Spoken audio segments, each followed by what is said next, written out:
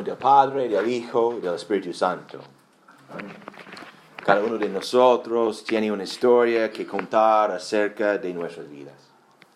Tal vez el punto de incepción de mi historia sería el día, unos días antes de la boda de mis padres, cuando mi padre fue bautizado por el pastor de mi madre en la iglesia luterana San Juan en South Branch, Minnesota. El Señor llevó a cabo este bautismo y matrimonio hasta los días en que mis progenitores, primero mi padre y 15 años después mi madre, se fallecieron en la fe. Mi historia y la de mi familia es inseparable de la historia de la iglesia luterana. A veces mi participación fue con alegría, a veces con poco afán y conciencia. En otros momentos mi vida fue definida por un cierto rechazo y distancia de la iglesia luterana. Y, eventualmente, llegué a ser un servidor de la misma. Tengo preocupaciones sobre cómo mis hijos van a contar nuestra historia a mis nietos. La fe tiene que ser transmitido de generación a generación, siempre hay riesgo de fracaso. Además, la historia no es muy de moda hoy. Como alguien dijo, parece como si el mundo hubiera perdido su historia. Bueno, el diablo siempre ha estado intentando distorsionar la verdad de la historia, pero hoy parece que el maligno ha logrado mucho en este ataque.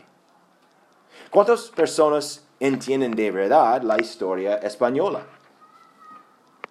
¿O la de la iglesia? ¿Cuántas puras falsedades están aceptadas por la mayoría? Hoy más que nunca practicamos una idolatría del momento, es decir, que ahora mismo y el nuevo son nuestros únicos intereses, hasta el próximo momento y la próxima novedad. Pudiéramos culpar al Internet por esta tendencia, pero al final el mundo ha perdido su historia porque ha perdido su conexión con la historia bíblica, la historia de la fe.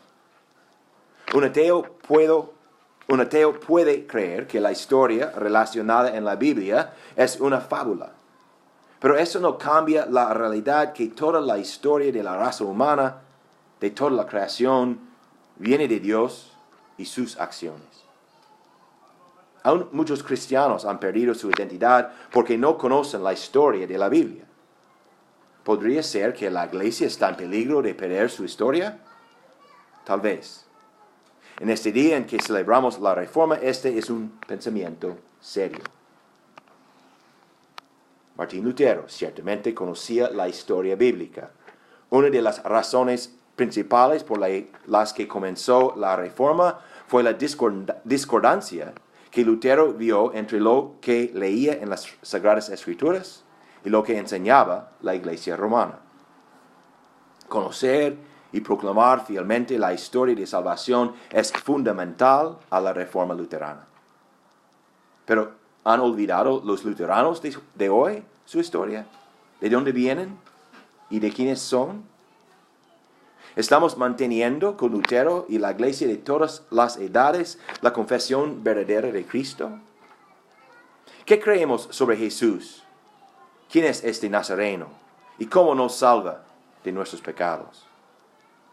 ¿Creemos que Cristo está de verdad presente entre nosotros en el mundo de hoy, en la predicación, en los sacramentos, con los ángeles y arcángeles y toda la congregación de los cielos, regocijándose en la salvación de Dios? Como luteranos, tenemos una historia distinta para proclamar al mundo, una historia sangrienta, una historia sobre una cruz, una historia cerca de una tumba vacía. Es la historia de la libertad. El Evangelio de San Juan es la historia de Jesús, la historia de la iglesia, la historia del mundo, nuestra historia. Verdaderamente, Juan tenía una historia fantástica para contar.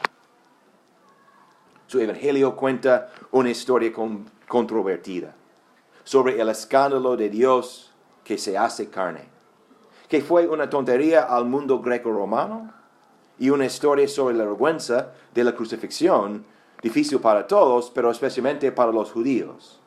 ¿Cómo pudiera ser que el Salvador, el Mesías enviado de Dios mismo, sufriría y se muriera? Y por el modo peor de todos. Juan cuenta una historia sobre el milagro de la resurrección, una historia de perdón, la que es la historia de la libertad de la esclavitud, ganada para nosotros por un adalid quien no quisimos. Es como cuando Jesús dijo a los judíos que habían creído en él: si vosotros permaneceréis en mi palabra, seréis verdaderamente mis discípulos y conoceréis la verdad, y la verdad os hará libres.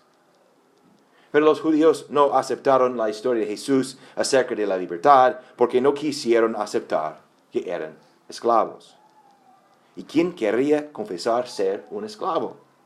Siempre que podamos fingir ser libres, sin amo, jefes de nuestro propio destino, lo haremos, ¿no? ¿Cómo puede Jesús liberar a los esclavos que niegan su propia esclavitud? Primero, tendrá que proclamar la realidad de nuestra esclavitud. Los judíos rechazaron rotundamente su proclamación de la libertad. Linaje de Abraham somos, y jamás hemos sido esclavos de nadie. ¿Cómo dices tú, seréis libres? Los judíos estaban pasando por alto la realidad de que los romanos ejercían una autoridad autocrática sobre Israel. Y los romanos fueron solamente el último de una serie de amos extranjeros, empezando en Egipto. En el curso de la historia, los judíos habían sido esclavos más tiempo que no. Además, de verdad Jesús no estaba hablando de la esclavitud terrenal. Por lo tanto, para intentar rescatar a los judíos y a nosotros, Jesús tiene que declarar una palabra durísima. De cierto os digo que todo aquel que hace pecado, esclavo es del pecado. Y el esclavo no queda en la casa para siempre. El hijo, sí, queda para siempre. Es la cuestión crucial para los judíos y para nosotros. ¿Vamos a vivir en la esclavitud o vamos a invocar a Jesús, quien vino para rescatarnos de nuestros pecados? El perdón de nuestros pecados es la única fuente de liberación de la esclavitud. Y este perdón está hallado solamente en la carne de Cristo mismo. Esto es la historia que Jesús proclama. Los judíos estaban contando y creyendo una historia diferente, que ellos eran ya hijos de Abraham, que su historia era la historia más antigua del mundo, que la libertad vino de su identidad como judíos, a través de la genealogía, por derecho de nacimiento y sangre humana. Los judíos creían una historia falsa. La salvación es la obra de Dios, es un don. Por nuestra parte, por causa de nuestro pecado, no contribuimos nada. Tristemente, creyendo una historia falsa, los judíos quedaban fuera de la casa del Padre. Jesús, el Mesías prometido, también contaba la historia del mundo a través de Abraham, que el cumplimiento de las promesas hechas a Abraham fue Jesús mismo, que la salvación estaba abierta a todos, judíos y gentiles, que los hijos verdaderos de Abraham no fueron por sangre humana, sino más bien por compartir la fe de Abraham, su fe en la promesa del Cristo por venir, quien ahora había llegado en la persona de Jesús. Creer que Jesús es el Cristo te hace un hijo de Dios, y cualquier hijo o hija de Dios permanecerá en su casa para siempre. La historia de Jesús es difícil de entender y aceptar, por un lado, porque esta historia nos acusa de ser pecadores sin ningún mérito propio, y por el otro, porque la culminación de esta historia es la cruz. Pero para todos que continúan mirando y escuchando a Jesús, queda el descubrimiento que la cruz, la que es el momento de la peor agonía y sufrimiento, es también el momento en que Dios, Padre, Hijo y Espíritu Santo, revela su gloria a través de revelar su amor. Amor aún para sus enemigos. Amor incluso hasta el sacrificio del Hijo Eterno para conseguir la libertad de todos. Nuestra libertad se produce en el punto más bajo de la humillación de Jesús, lo que para Dios es el momento de gloria. Por ende, el evento de la cruz y la resurrección es el corazón de nuestra historia, la historia de la libertad. La libertad viene a través de la sangre, pero no cualquier sangre. Solo viene a través de la sangre derramada en la madera de ese árbol, la sangre restaurada en la tumba vacía, la sangre de su cuerpo roto en la muerte y su sangre derramada para el perdón de nuestros pecados.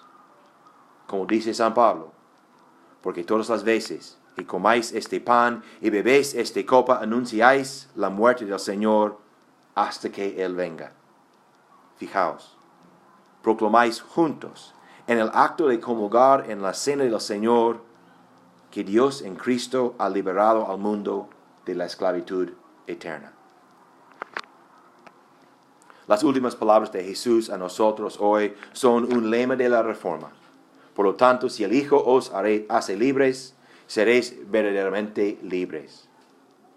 La libertad es la historia de la Reforma, la historia que los luteranos tienen para compartir con el mundo, la libertad a través de la carne y sangre de Jesucristo, la libertad que es un don sin precio para nosotros pecadores. Esta bella historia de la salvación se cuenta aquí, en esta iglesia, en esta congregación. Aquí es donde Dios habita con su libertad.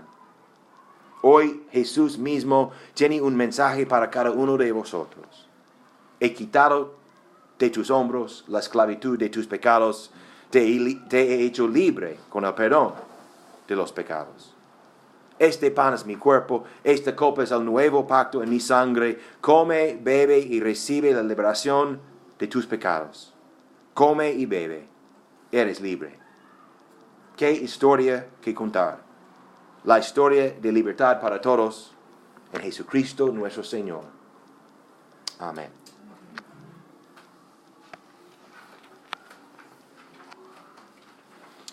Confesamos nuestra fe utilizando el credo apostólico en página 3 de la liturgia. El credo apostólico.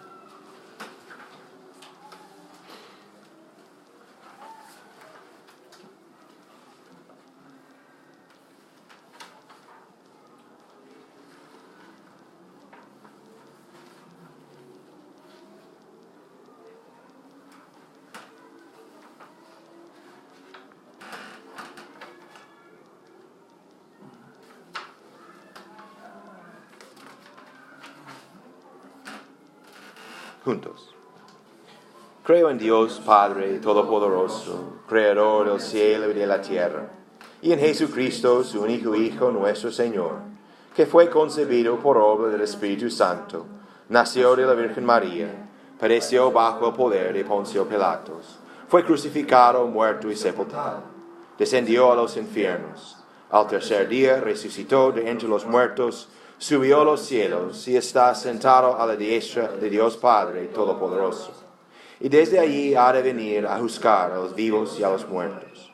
Creo en el Espíritu Santo, la Santa Iglesia Cristiana, la comunión de los santos, el perdón de los pecados, la resurrección de la carne y la vida perdurable.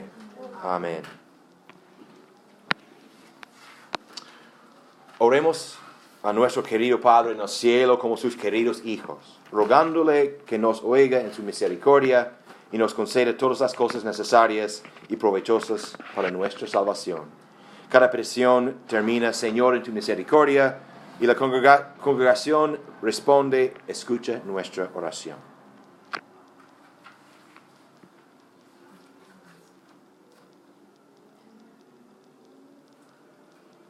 Dios misericordioso, te damos gracias por tu fidelidad en levantar voces en cada edad y generación para recordar a tu pueblo el Evangelio de Jesucristo.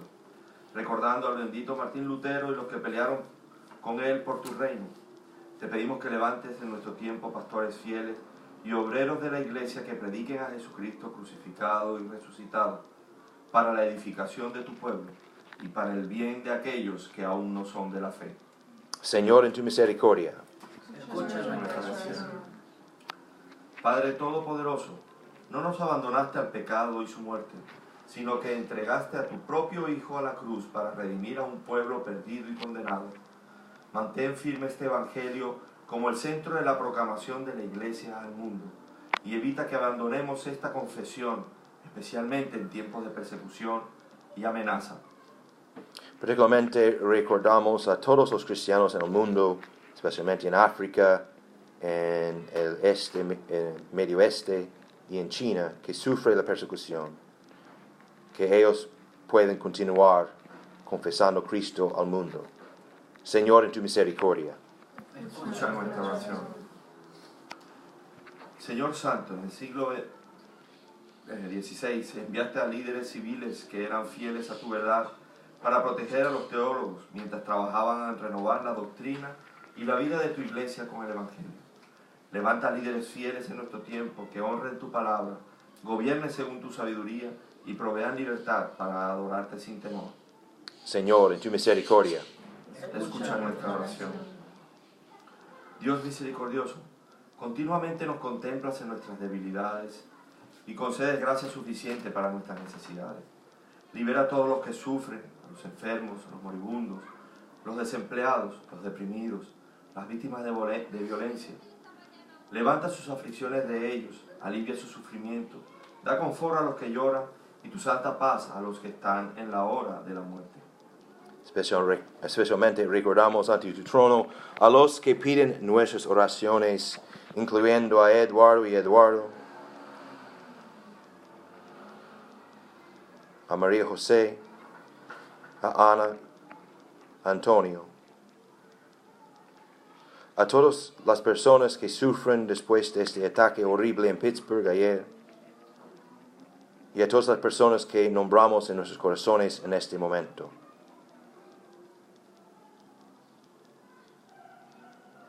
Haz que tu fuerza se perfeccione en sus debilidades, que la paciencia de tu Espíritu les sostenga en sus problemas y que tu paz los consuele hasta que les entregues a ellos la curación perfecta y eterna. Señor, en tu misericordia. Escucha nuestra oración. Señor poderoso, tú nos has dado tu palabra. Concede que podamos enseñarla y aprenderla bien. Úsanos como un solo pueblo en la fiel doctrina de tu Hijo. Guíanos hacia el futuro que tú has preparado. Restaura al vagabundo y trae a los perdidos al arrepentimiento y a la fe por el poder de tu Espíritu a través de tus medios de gracia. Señor, en tu misericordia. Escucha nuestra oración. Bendito Señor, tú sabes mejor que nosotros las necesidades de tu iglesia y de tu mundo. Danos fe para que no temamos en tiempo de angustia, ni caigamos en tiempo de prosperidad. Danos la sabiduría para que nunca desperdiciemos tus dones, ni seamos cautivados por historias falsas. Nunca aléjate de nosotros, para que siempre usemos las cosas temporales en una forma que no nos prive de las cosas eternas. Porque solo en ti encontramos la verdad que nos libera, por el cuerpo y sangre de Jesucristo, unigénito Hijo del Padre, que vive y reina con el Espíritu Santo, siempre un solo Dios, por los siglos de los siglos. Amén. Crea en mí, oh Dios, un corazón limpio, y renueva un espíritu recto dentro de mí. No me arrojes de tu presencia, y no me quites tu Espíritu Santo. Restitúyeme el gozo de tu salvación, y el Espíritu de gracia me sustente. Ahora pues, Dios nuestro, nosotros alabamos y loamos tu glorioso nombre, porque ¿quién soy yo y quién es mi pueblo, para que pudiésemos ofrecer voluntariamente cosas semejantes? Pues todo es tuyo, y de lo recibido de tu mano te damos. Entonces nos damos el saludo de la paz.